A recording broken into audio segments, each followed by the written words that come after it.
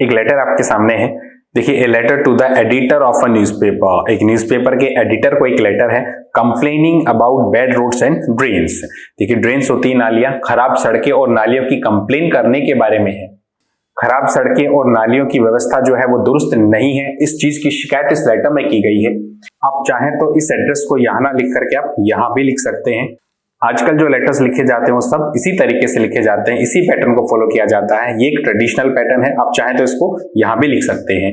उसके पश्चात the editor the Hindustan times Jaipur, देखिए जिस व्यक्ति को आप लिख रहे हैं उसका नाम या फिर पोस्ट हम लोग इस तरफ लिखते हैं। उसके पश्चात सब्जेक्ट लिखा जाता है, देखिए सब्जेक्ट आपका क्या है, highlighting the bad condition of roads and drains. Highlighting मतलब नजर में लाना, bad condition of roads and drains, सड़कों और नालियों की जो बैड कंडीशन है इसको लोगों के सामने लेकर आना, ये हमारा सब्जेक्ट है। उसके पश्चात देखिए यहाँ पे सैल्यूटेशन जो है, ग्रीटिंग जो है वो हमारा सर है। यहाँ पर हम लोग माय डियर या लविंगली इस तरह के शब्दों का इस्तेमाल नहीं करेंगे क्योंकि ये हमारा फॉर्मल लेटर है। सामने वाले से हमारा रिलेशन जो है वो फ्रेंडली नहीं है, ये एक फॉर्मल लेटर है। Through the columns of your esteemed newspaper, I would like to draw the attention of the concerned authorities towards the bad condition of roads and drains in our locality. Through the columns of your esteemed newspaper, आपका जो esteemed newspaper जो है, I would like to draw the attention, ध्यान खींचना, मैं इसके माध्यम से ध्यान खींचना चाहूंगा of the concerned authorities, concerned मतलब संबंधित। देखिए संबंधित अथॉरिटीज जो हैं यानी इससे संबंधित अधिकारी जो हैं उनका मैं ध्यान इस ओर आकर्षित करना चाहूंगा towards the bad condition of roads and drains in our locality. Locality मतलब क्षेत्र, आर लोकेलिटी हमारे क्षेत्र के अंदर जो बैड रोड्स हैं और ड्रेन्स हैं यानी सड़कों और नालियों की जो खराब व्यवस्था है इसकी तरफ मैं कंसर्न अथॉरिटीज का ध्यान देना चाहूंगा। The condition of the roads are deplorable, देखिए डिप्लोरेबल होता है दयनीय, सड़क की जो स्थिति जो है वो काफी ज्यादा दयनीय है। विद काउंटलेस पोर्ट होल्स, देखिए पोर्ट होल्स होते हैं पानी के गड्ढे, उन्हें पोर्ट होल्स कहते हैं। काउंटलेस अनगिनत पानी के गड्ढे हैं। These roads are quite unfit for cars and buses, ये रोड जो है काफी ज्यादा अनफिट हैं, चलने लायक नहीं है कार्स एंड बसेस के लिए। There is something wrong with the drains too, नालियों के साथ भी कुछ ना कुछ समस्या है। There is water logging even in summer, देखिए गर्मियों के अंदर भी पानी जो है वो वाटर लॉजिंग मतलब पानी से भरा रहता है। So the whole area is full of flies and mosquitoes, इसलिए पूरा क्षेत्र जो है वो पूरी तरह से मक्खियों और मच्छरों से भरा है। Causing serious health hazards, hazards होते हैं खतरे जो कि स्वास्थ्य के लिए बहुत बड़ा खतरा हो सकते हैं, गंभीर खतरा बन सकते हैं।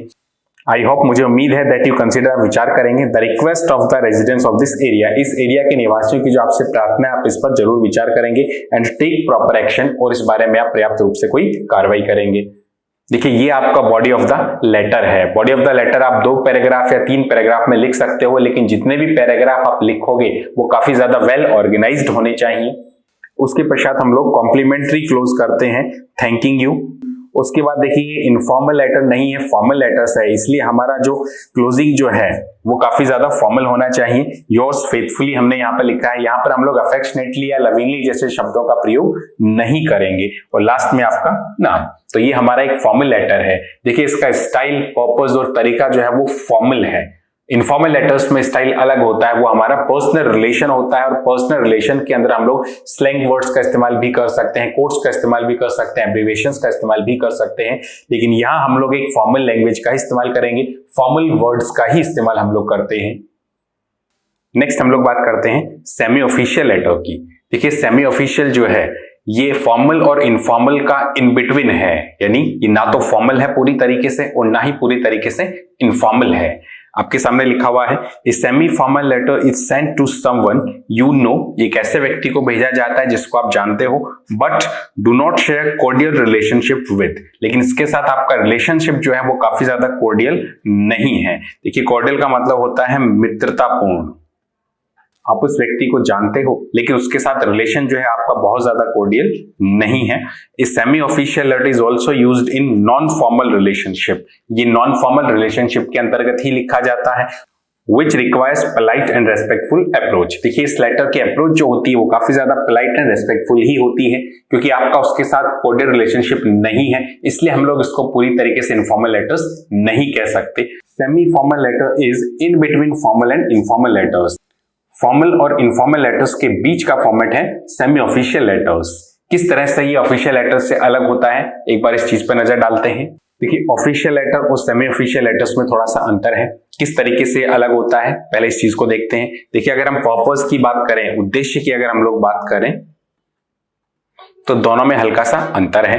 Various official interest are served through an official letter. एक ऑफिशियल लेटर के माध्यम से आपके जो पर्पस जो हैं वो काफी सारे ऑफिशियल इंटरेस्ट जो हैं वो ऑफिशियल लेटर के माध्यम से पूरे किए जाते हैं। जबकि सेमी ऑफिशियल लेटर की अगर हम बात करें, to attain an official objective, देखिए अटेन का मतलब प्राप्त करना, to attain an official objective through personal relationships is the purpose of a semi-official letter। देखिए सेमी ऑफिशियल लेटर का जो पर्पस है, उद्देश्य जो है वो ऑफिशियल ऑब्जेक्टिव ही है, लेकिन ये पर्सनल रिलेशनशिप के थ्रू आप इसको प्राप्त करते हो।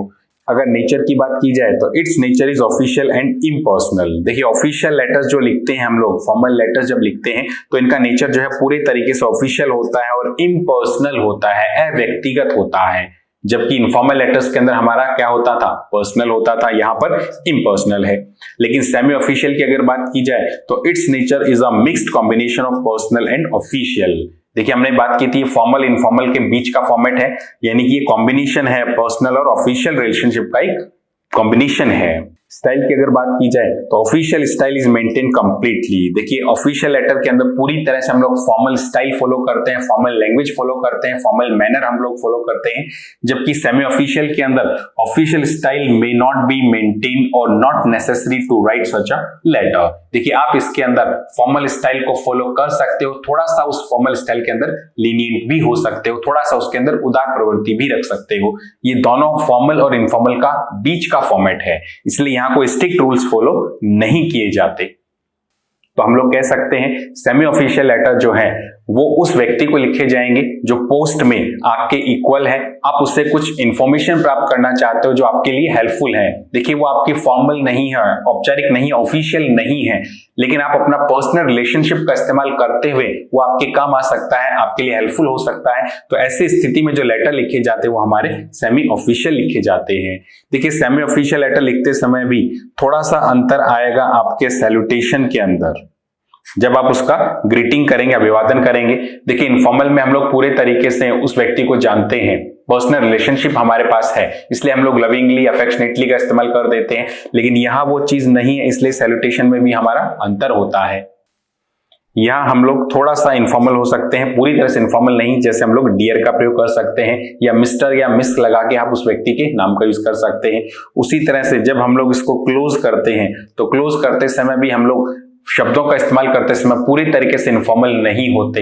वहां हम लोग अफेक्शनेटली या लविंगली का इस्तेमाल भी नहीं करते, यहाँ हम लोग सामान्य तौर पे सिंसियरली का इस्तेमाल कर देते हैं, क्योंकि पूरे तरीके से आप इनफॉर्मल नहीं हो उस व्यक्ति के साथ।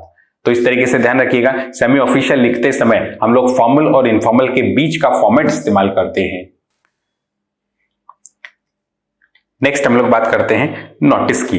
देखिए नोटिस जो हैं उनका लिखने का पर्पस अलग होता है। A notice is a formal means of communication. Notice जो है एक फॉर्मल, एक औपचारिक साधन है, आप लोग कह सकते हो ये एक फॉर्मल मीन्स है कम्युनिकेशन का।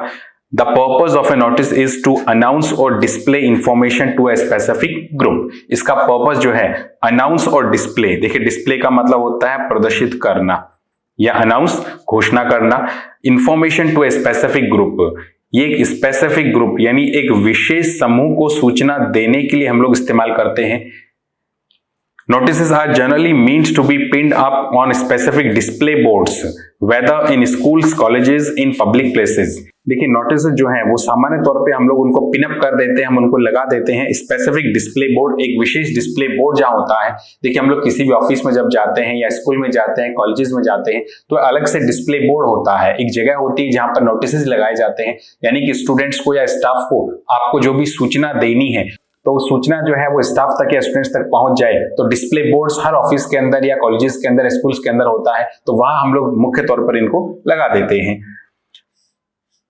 अगर लोगों तक सूचना पहुंचानी है तो हम लोग इसको पब्लिक प्लेसेस में लगा देते हैं। Notice issued by government appear in newspaper. लेकिन अगर गवर्नमेंट हमें कोई सूचना देना चाहती है नोटिस के थ्रू, तो न्यूज़पेपर्स में इस तरह के नोटिस काफी बार देखने को मिलते हैं। तो नोटिस का पर्पस जो है वो मूल रूप से एक विशेष समूह को सूचित करने का है। कम समय में ज्यादा लोगों को सूचना देने के लिए हम लोग नोटिस का इस्तेमाल करते हैं। देखिए नोटिस का फॉर्मेट कैसा होता है, हम लोग इसको देखते हैं। देखिए ये एक नोटिस का फॉर्मेट आपके पास है। देखिए सबसे ऊपर इश्यूइंग अथॉरिटी, यानी जो अथॉरिटी नोटिस को इश्यू करती है उसका नाम लिखा जाता है। उसके पश्चात बड़े अक्षरों में हम लोग नोटिस लिखते हैं, यानी कि सूचना। उसके पश्चात हम लोग डेट लिखते हैं, तारीख लिखी जाती है, किस तारीख को ये सूचना दी गई है। उसके पश्चात बॉडी ऑफ द नोटिस, देखिए आप क्या इंफॉर्मेशन देना चाहते हैं, इस नोटिस का उद्देश्य क्या है, कौन सी सूचना आप देना चाहते हैं, वो बॉडी ऑफ द नोटिस में आ जाता है। यहाँ आप मुख्य रूप से उस मैसेज को लिखते हैं जो कि आप देना चाहते हैं, सूचना जो आप देना चाहते हैं। देखिए सूचना लिखते समय, सूचना देते समय आपका जो स्टाइल जो है वो काफी ज्यादा फॉर्मल और फैक्चुअल होता है, यानी बहुत ज्यादा फॉर्मल शब्दों का आप इस्तेमाल करेंगे और फैक्चुअल बात करेंगे। देखिए यहाँ अननेसेसरी चैट नहीं की जाती, केवल आपको फैक्ट ही लिखनी है, मुख्य बात ही लिखनी है जो सूचना आप देना चाहते हो। तो इस चीज का विशेष रूप से ध्यान रखिएगा, स्टाइल आपकी काफी फॉर्मल और फैक्चुअल होनी चाहिए। उसके पश्चात signature, name and designation of the person issuing the notice, जो व्यक्ति इस नोटिस को इश्यू कर रहा है, जो सूचना आपको दी जा रही है, किस व्यक्ति के द्वारा दी जा रही है, उसका नाम, पोस्ट और उसका सिग्नेचर जो है वो नोटिस के नीचे लिखा होता है। एक एग्जाम्पल देखते हैं इसका। एक एग्जाम्पल आपके सामने है, the department of elementary education, यानी कि नोटिस जो है वो किस डिपार्टमेंट से आया है, अथॉरिटी कौन है, the department of elementary education. Notice आपका लिखा हुआ है। देखिए इसके बाद में डेट लिखी जाती है और डेट के पश्चात सब्जेक्ट जो है किस बारे में है, रेफरेंस जो है वो क्या है, जी हाँ, चेंज इन ऑफिस टाइमिंग्स, यानी ऑफिस टाइमिंग के चेंजेस के बारे में सूचित किया गया है स्टाफ को कि ऑफिस का टाइम जो है वो बदल गया है। नीचे आपकी बॉडी ऑफ द मैसेज है और इस बॉडी में क्या है, देखिए all staff are hereby informed about a change in timings from 1 April 2020। देखिए सारे स्टाफ्स को hereby informed इस नोटिस के द्वारा सूचित किया जाता है about a change in timings, की समय सारणी में कुछ बदलाव किया गया है फ्रॉम 1 अप्रैल 2020, 1 अप्रैल 2020 से समय सारणी में बदलाव किया गया है। The office will now start 9 AM, office जो है अब 9 बजे शुरू होगा, एंड एट 5 PM, और जो खत्म जो है वो 5 बजे होना है। सिंस लास्ट ईयर, पिछले साल से, इट हैज बीन सीन, ऐसा देखा गया है दैट की winters are rather severe, winter जो है वो काफी ज्यादा सीवियर होती है, काफी ज्यादा कष्टदायक होती है, and it becomes quite difficult to start early, और काफी ज्यादा मुश्किल हो जाता है टू स्टार्ट अर्ली, सुबह सुबह जल्दी घर से निकलना, due to the extreme cold and dense fog, काफी ज्यादा ठंड और डेंस फॉग की वजह से, डेंस फॉग मतलब काफी ज्यादा कोहरे की वजह से। So these new timings will be followed till further notice, तो ये नए टाइमिंग्स जो हैं ये अगले नोटिस की सूचना तक फॉलो किए जाने हैं। तो देखिए समय सारणी में बदलाव को लेकर के नोटिस दिया गया है और नीचे उस व्यक्ति का सिग्नेचर है जहां से सूचना आई है, वो अथॉरिटी कौन है, देखिए उसके साइन है, उसके बाद उसका पूरा नाम और डेजिग्नेशन है, डिस्ट्रिक्ट एजुकेशन ऑफिसर, ये उसका डेजिग्नेशन, ये उसका पद है। तो ये सारी चीजें नोटिस के अंतर्गत लिखी जाती हैं। लैंग्वेज का ध्यान रखिएगा, लैंग्वेज यहाँ पूरे तरीके से फॉर्मल लैंग्वेज होती है, लैंग्वेज पूरे तरीके से फॉर्मल होती है और फैक्चुअल होती है। यहाँ केवल हम लोग फैक्ट्स और फॉर्मल लैंग्वेज का ही इस्तेमाल करते हैं, तथ्यात्मक बातें ही करते हैं, अननेसेसरी चैट इसके अंदर नहीं किया जाता, ये सिर्फ और सिर्फ एक सूचना है। नेक्स्ट हम लोग बात करते हैं मेमोरेंडम की। देखिए मेमोरेंडम क्या है, किस लिए लिखा जाता है।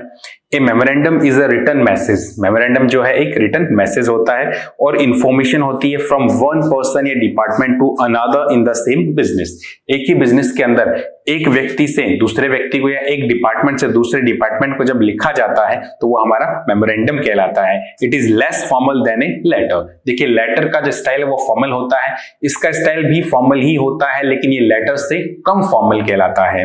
इट इज अ रिकॉर्ड और नोट फॉर फ्यूचर यूज। देखिए मेमोरेंडम क्यों लिखे जाते हैं, ये एक रिकॉर्ड रखने के लिए, ताकि फ्यूचर में आप उन चीजों का इस्तेमाल कर सके, उस मैसेज का, उस इंफॉर्मेशन का इस्तेमाल कर सके। फॉर एन ऑर्गेनाइजेशन, एक संगठन के लिए it is very important to have an efficient way of communication. देखिए मान लीजिए कोई फर्म है, कोई कंपनी है, उस कंपनी के अंदर काफी सारे डिपार्टमेंट्स हैं, मान लीजिए अकाउंट्स डिपार्टमेंट अलग है, मैनेजमेंट डिपार्टमेंट अलग है, प्रोडक्शन डिपार्टमेंट अलग है, तो डिपार्टमेंट के अंदर जो कम्युनिकेशन होगा वो मेमोरेंडम्स के थ्रू होगा। किसी डिपार्टमेंट ने दूसरे डिपार्टमेंट को जो डिमांड भेजी है, डिमांड कब भेजी गई, उसका एक रिकॉर्ड होता है। तो ये सारे मेमोरेंडम के थ्रू सारा काम चलता है, कम्युनिकेशन जो है वो मेमोरेंडम के थ्रू होता है, ताकि फ्यूचर में आपको अगर देखना हो कब कौन सी डिमांड भेजी गई, कब किस डिपार्टमेंट से क्या मांगा गया है, क्या सूचना मांगी गई, वो सूचना दी गई या नहीं दी गई, तो ये सारे रिकॉर्ड जो है वो मेमोरेंडम के थ्रू हम लोग सेफ रखते हैं। एक मेमोरेंडम का फॉर्मेट आपके सामने है। देखिए सबसे ऊपर लिखा जाता है टू, यानी कि जिसको आप लिखते हो, जैसे मान लीजिए आप अकाउंट्स डिपार्टमेंट को लिख रहे हो तो यहां पर अकाउंट डिपार्टमेंट, देखिए मेमोरेंडम जो है, जिसको हम लोग मेमो भी कह देते हैं, ये एक व्यक्ति से दूसरे व्यक्ति को भी लिखा जा सकता है, एक डिपार्टमेंट से दूसरे डिपार्टमेंट को भी लिखा जा सकता है। मान लीजिए आप अकाउंट डिपार्टमेंट को लिखते हो, जिसने लिखा है, जिस व्यक्ति की तरफ से लिखा जा रहा है या जिस डिपार्टमेंट की तरफ से लिखा जा रहा है, फ्रॉम, उसके बाद में उसका नाम लिखा जाएगा। मान लीजिए कि ये मैनेजमेंट डिपार्टमेंट की तरफ से है, तो यहां पर मैनेजमेंट कमिटी या मैनेजमेंट डिपार्टमेंट, या फिर किसी कंपनी के एचआर की तरफ से है, हेड रिप्रेजेंटेटिव की तरफ से है, तो वो एचआर लिख देगा। तारीख, जिस तारीख को आप लिख रहे हो वो तारीख यहां पर लिखनी है।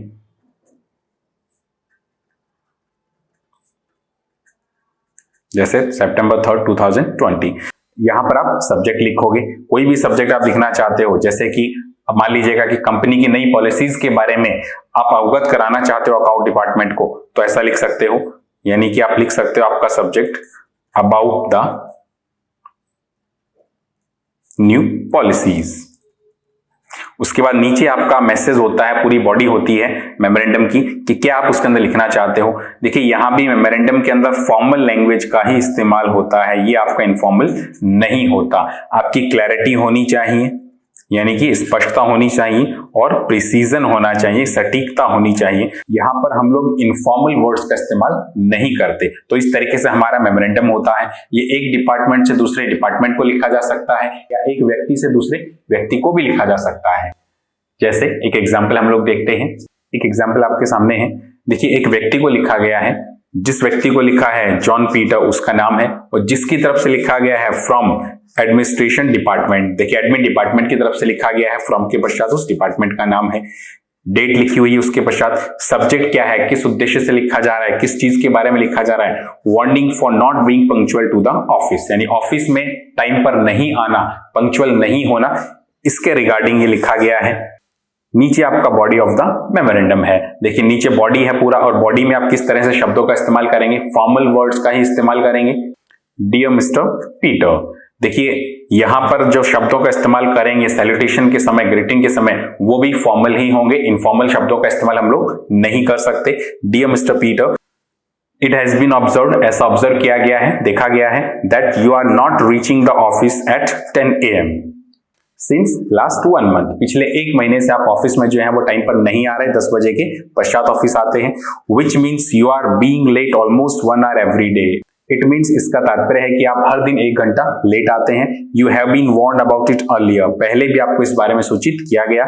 This letter is issued as the final warning to you, ये लेटर जो है आपके लिए एक फाइनल वार्निंग के तौर पे दिया जा रहा है। If we see you coming late to the office post this, इसके पश्चात अगर आप ऑफिस में लेट आते देखा गया, आपको लेट आते पाया गया, the management would be force to terminate you, तो मैनेजमेंट मजबूर हो जाएगा आपको टर्मिनेट करने के लिए, आपको हटाने के लिए। I hope you take the warning seriously this time and start coming on time, आप इस वार्निंग को सीरियसली लेंगे और समय पर आना शुरू करेंगे। Yours sincerely John Parker, manager HR।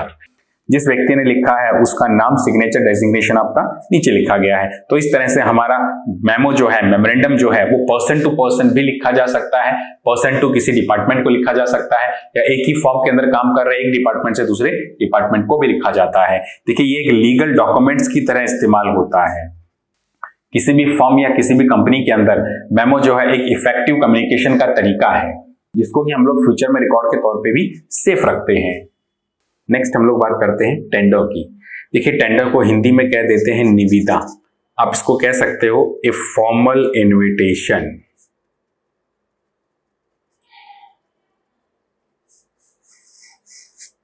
एक फॉर्मल इनविटेशन टेंडर कहलाता है। जैसे मान लीजिएगा कि किसी गांव के अंदर सड़क बनानी है, सरकार को, गवर्नमेंट को रोड बनानी है। मान लीजिए इस गांव के अंदर गवर्नमेंट को रोड बनानी है, तो अब रोड बनाने के लिए गवर्नमेंट को पहले ये डिसाइड करना है कि इस रोड बनाने का ठेका जो है वो किस कंपनी को दिया जाएगा, किस फर्म को दिया जाएगा, किस व्यक्ति को दिया जाएगा। अब सड़क बनाने का जो प्रोजेक्ट है वो जिस कंपनी या जिस फर्म को दिया जाएगा वो टेंडर के तहत दिया जाएगा, उसे कहेंगे टेंडर देना।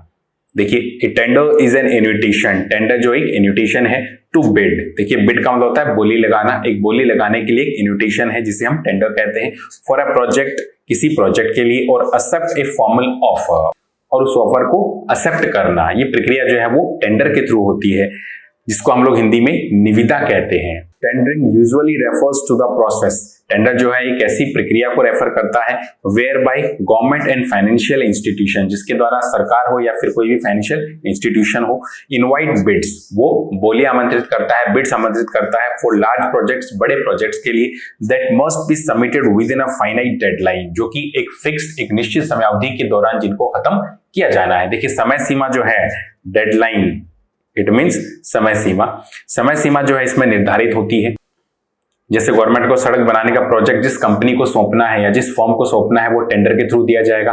अब जो भी कंपनियां, जो भी फर्म इच्छुक है उस रोड बनाने को, उस प्रोजेक्ट को लेकर के, वो सब अपने अपने फॉर्म फिल करेंगे, जिसको कि टेंडर फॉर्म कहा जाता है, जो कि टेंडर फॉर्म कहा जाता है। उसके अंदर आपके जितने भी एक्सपेंसेस हैं, नियमों शर्तें, उन सबका ब्यौरा होता है। अब सरकार के द्वारा निर्धारित किए गए नियमों और शर्तों के आधार पर जो भी कंपनियां फॉर्म उस टेंडर को भरेगी, उस टेंडर फॉर्म को भरेगी, उन सब की जांच की जाएगी। अब सरकार को जो किफायती लगेगा और अच्छा लगेगा, सरकार उस व्यक्ति को या उस कंपनी को वो ठेका दे देगी। तो ये प्रक्रिया जो है ये टेंडर के माध्यम से की जाती है, जिसको हम लोग हिंदी में निविदा कहते हैं। देखिए अब ये निविदा कितने प्रकार की होती है, कितने प्रकार के टेंडर आपके पास होते हैं, इसको समझते हैं। देखिए मुख्य रूप से टाइप्स ऑफ टेंडर की अगर बात करें तो हमारे पास 4 प्रकार होते हैं। एक आपका कहलाता है सिंगल टेंडर। देखिए सिंगल टेंडर के अंदर वन फर्म या वन कंपनी को ही इन्विटेशन दिया जाता है। सिर्फ एक व्यक्ति या एक कंपनी, एक फर्म को आपने इन्विटेशन भेजा है तो वो आपका कहलाता है सिंगल टेंडर। यानी कि आपने बहुत सारे लोगों को आमंत्रित नहीं किया है उस प्रोजेक्ट के लिए, आपने सिर्फ एक व्यक्ति पर या एक फर्म पर भरोसा करके उसको आपने टेंडर फॉर्म भेजा है, तो वो हमारा सिंगल टेंडर कहलाता है। देखिए लिमिटेड टेंडर के अंदर गवर्नमेंट हो या कोई भी प्राइवेट इंस्टीट्यूशन हो, वो कुछ लिमिटेड लोगों को ही टेंडर फॉर्म भेजता है, यानी कुछ लिमिटेड लोगों को ही आमंत्रित करता है, कुछ सेलेक्टेड पर्संस को ही आमंत्रित करता है। आप कह सकते हो सेलेक्टेड फर्म्स जो कि निर्धारित हैं, उन सिलेक्टेड फर्म्स को ही आमंत्रित किया जाता है उस प्रोजेक्ट के काम के लिए, वो हमारा लिमिटेड टेंडर कहलाता है। नेक्स्ट होता है ओपन टेंडर। देखिए ओपन टेंडर जो है, जैसा कि नाम से नजर आ रहा है ओपन टेंडर, यानी यहां लिमिटेशन नहीं होता।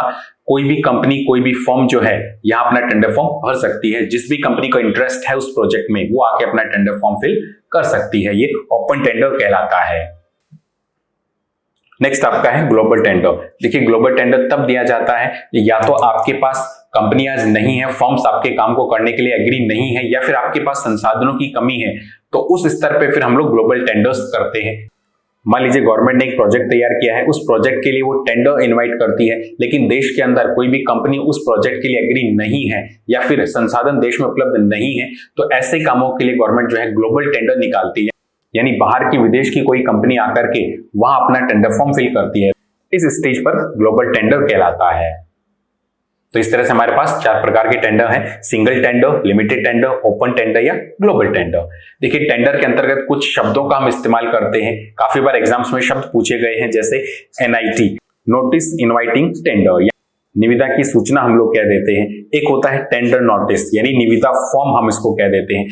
तो इस तरह से काफी सारे टर्म्स का ट्रांसलेशन आपसे पूछा जा सकता है। वो ट्रांसलेशन चाहे हिंदी से इंग्लिश में पूछा जाए या इंग्लिश से हिंदी में पूछा जाए, तो इस तरह के काफी सारे शब्दों को भी आप देख के जाइएगा।